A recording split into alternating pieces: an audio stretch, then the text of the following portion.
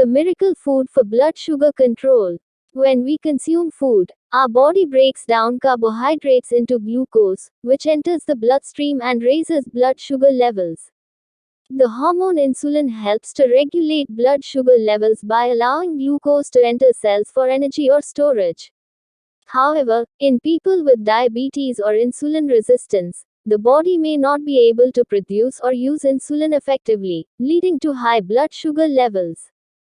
Eating a meal with a high glycemic index, GI, which means it raises blood sugar levels quickly, can be problematic for people with diabetes or insulin resistance. However, consuming a meal with a low GI, such as one that contains zucchini, can help regulate blood sugar levels and prevent spikes and crashes. Zucchini is a low-calorie vegetable that is rich in fiber, vitamins, and minerals. Its low GI and high fiber content can help slow down the absorption of glucose into the bloodstream and prevent sudden spikes in blood sugar levels. This can be especially beneficial for people with diabetes or insulin resistance, as well as for those who want to maintain stable blood sugar levels throughout the day.